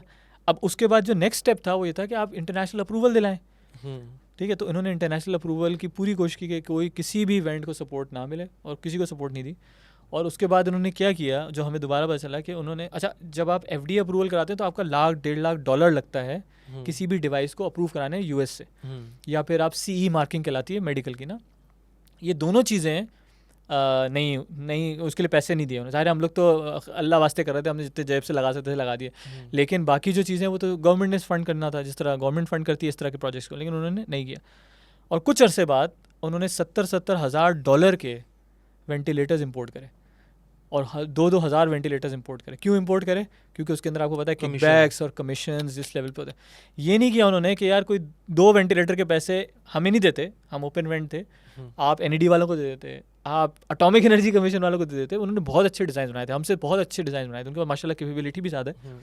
हमने बोला यार इन्हीं को दे दो, ताकि एक फैक्ट्री तो लग जाती। अगर सोचें 2020 की बात है, 2025 में बैठे हम 24 में, अगर उस वक्त ये लोग सपोर्ट कर देते तो आज हम वेंटिलेटर एक्सपोर्टर कंपनीज में कंट्रीज़ में से होते, ठीक है। लेकिन उन्होंने पूरी कोशिश की कि ये जो पूरी R&D एफर्ट हुई है पूरे नेशन के अंदर, जिसमें लोग मिल के काम करें, हम लोगों ने एक पॉकेट में काम किया, लोगों ने और पॉकेट्स में काम किया, वो पूरी की पूरी सही तरीके से तबाह हो जाए। यार तो ये पूरी स्टोरी नहीं पता थी कि ये हुआ इसका। तो ये स्टोरी हमने बहुत ज़्यादा लोगों से डिस्कस भी नहीं की, लेकिन पॉइंट ये कि पहली दफ़ा हम ऑन एयर भी करें, क्योंकि यार ये इन्होंने तबाह किया मुल्क को यार, ऐसा नहीं है।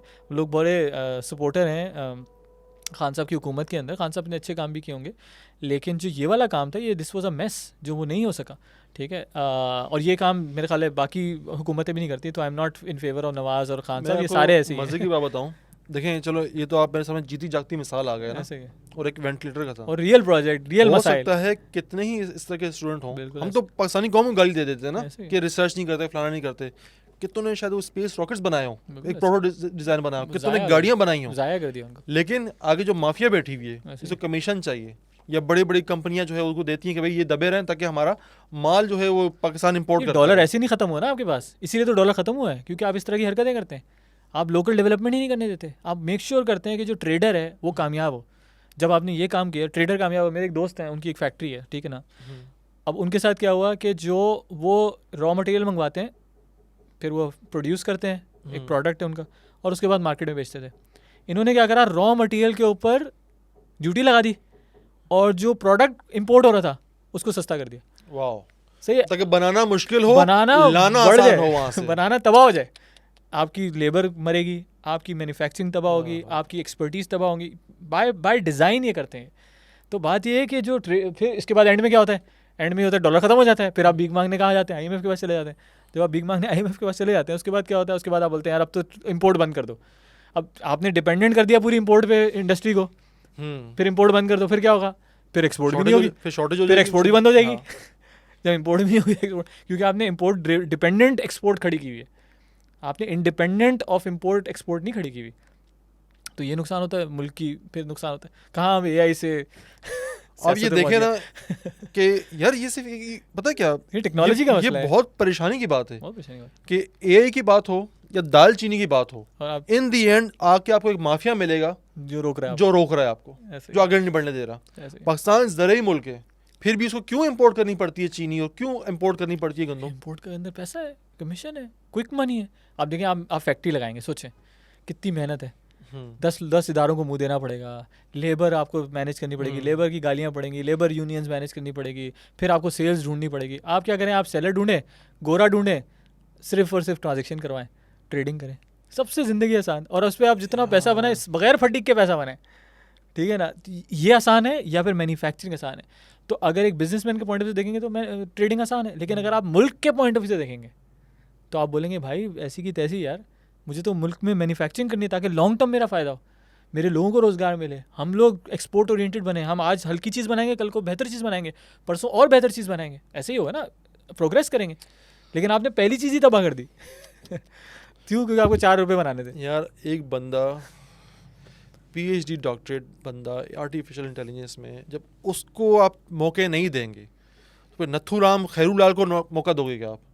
यार ये बहुत ही आपने ना डिप्रेस कर दिया मुझे डिप्रेसिंग वाली बात है यार, सही बात है नहीं, लेकिन हम डिप्रेस नहीं है, अल्हम्दुलिल्लाह। हम पाकिस्तान में हम नहीं छोड़ के जा रहे मुल्क को, हम चाहते हैं ना छोड़ के जाना यार, ये मुल्क बड़ा कीमती है। नहीं, हम मुल्क लोग के खबीस है, नहीं, हम मुल्क के अंदर कोशिश ये है कि हम एम्प्लॉयमेंट इंक्रीज करें। हम चाहते हैं कि हम AI की एक ज़बरदस्त कंपनी बिल्ड करें दुनिया में, पाकिस्तान के अंदर बैठ के, क्योंकि पाकिस्तान में इंशाल्लाह लोगों को रोज़गार मिले, और स्पेशली हाई एंड टेक्नोलॉजी पे, वेबसाइट डिज़ाइन और ग्राफिक डिज़ाइन में हम अच्छा काम कर रहे हैं। और मैं अगेंस्ट नहीं हूँ, लेकिन वो भी ज़रूरी है क्योंकि आपके तबके को पैसे मिलते हैं उससे, अच्छी बात है। लेकिन हाई एंड टेक्नोलॉजीज़ में जो है वो हम बिल्ड करें चीज़ों को, this is what we want to do, और इंशाल्लाह उसके लिए कर रहे हैं। PTA से कैसे ताल्लुकात हैं आपके? Pakistan telecommunication authority. हाँ, सुना है वीपीएन शीपीएन नहीं बैन हो रहा है एंड ऑल दैट। यार ये जो है ना, मतलब ये नहीं चाहते कि हम कुछ भी करें। मतलब सही है ना? मतलब कौम ये आगे बढ़ना चाहती नहीं, है, नहीं, ये नहीं चाहते। पोटेंशियल है, दिमाग है, वो जो 2 मैन बिलियन है ना, पावर वो है। कहें 2 बिलियन क्यों है? इसको भी 1 पे लेकर आओ। ये ज़्यादा आगे क्यों बढ़ रहे हैं? अभी हमारी जो रिकॉर्ड ट्रेड हुई है इस दफ़ा ना, इस क्वार्टर में माशाल्लाह 36% शायद बढ़ा है हाँ, आईटी एक्सपोर्ट। 37% बढ़ा है सर। 37% IT Yes. एक्सपोर्ट बढ़ा है। तो वो चाह रहे हैं कि यार ये क्यों हो रहा है, ये अच्छाई क्यों हो रही है, इसको भी बंद करो दुकान ना। तो मेरा ख्याल है यही मूड है उनका ना, कि वीपीएन भी बंद करो, फला भी बंद करो, उसको भी बंद करो। यार मैं कहाँ एआई से बात करने बैठा था, लेकिन एआई से बात कहाँ तक चली गई सही बात है। कि कहाँ कहाँ रोड़े अटकाए जाते हैं, और जो ऐसे ही है। करना चाहते हैं उनको करने नहीं देते। ऐसे ही। वो बाहर से आपको कोई एक्सपर्ट चाहिए होते हैं, बाहर से एक्सपर्ट बुला लो, फलाना कर लो, ये कर लो। हाँ नहीं, बाहर से एक्सपर्ट बुला लो और उसके बाद फिर उनको पैसे दो ना, दबा के उनको पैसे दो, फिर डॉलर जाएंगे आपके, फिर आप बोलते हो डॉलर कम हो गए, फिर आप आईएमएफ के पास रोते हुए जाओगे। ये थिंकिंग ही नहीं चेंज हो रही ना यार, कि भाई अपने अपने लोगों को एम्पावर करना होता है। सबसे इंपॉर्टेंट काम है ह्यूमन कैपिटल पे मेहनत करना, अपने इंसानों पे मेहनत करना। इन लोगों पे मेहनत करोगे, वही बात है ना, बजट आपका एजुकेशनल बजट आगे नहीं बढ़ेगा, लोगों को सही तालीम, सही अपॉर्चुनिटीज़ नहीं दोगे तो क्या होगा यार, यही होगा। क्योंकि जिनको मिल रही है अपॉर्चुनिटीज़, उनके लिए पूरी कोशिश है कि वो बाहर चले जाएं। ठीक है ना? अब देखें, कोई भी आम बंदा, पढ़ा लिखा बंदा, उसके सबसे पहली पाकिस्तान में प्रायोरिटी आज ये है कि वो बाहर चला जाए। क्यों प्रायोरिटी है ये?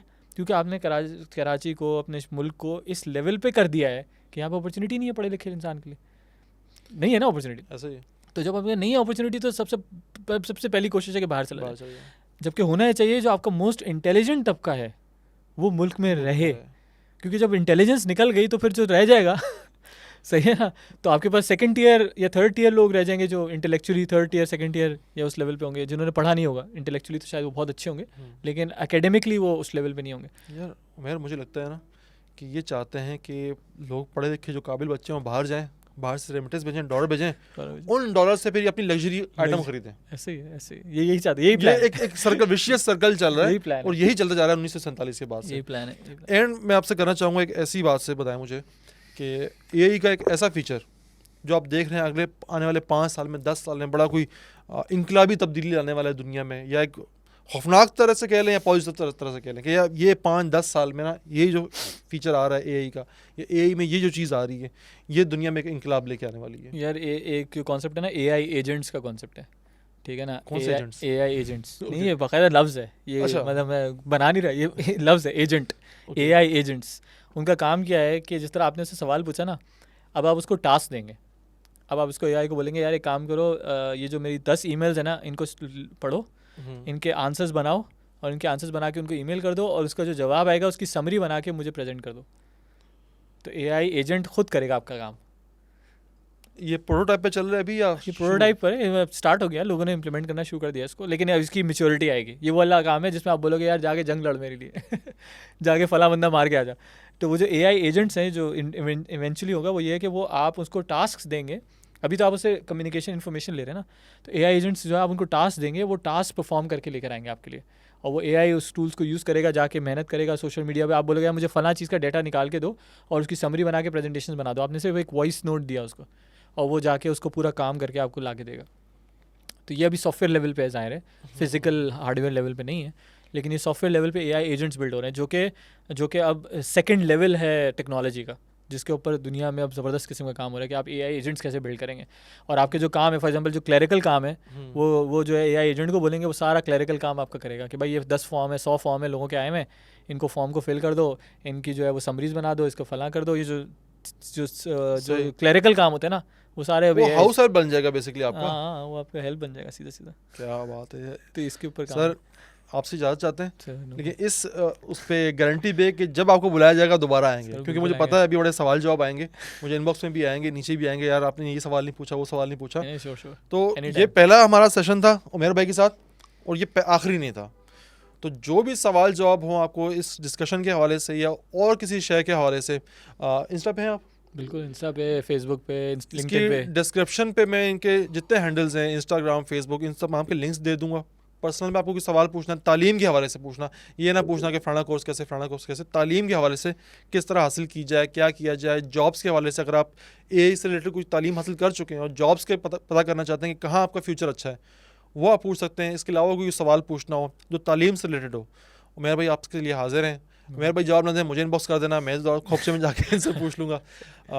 उम्मीद करता हूँ कि आप लोगों को बहुत कुछ सीखने को मिला होगा, क्योंकि मुझे तो बहुत कुछ मिला है। कुछ ऐसी चीज़ें पता चली कि जो जिस पे पहले दिमाग क्लियर नहीं था, अब क्लियर हो चुका है। आपसे मुलाकात होती है नेक्स्ट बैठक सेशन पे। तब तक के लिए मुझे मोहम्मद उमैर साहब को दीजिए इजाज़त। अपना और अपने घर वालों का बहुत ख्याल रखिएगा। अल्लाह हाफिज़।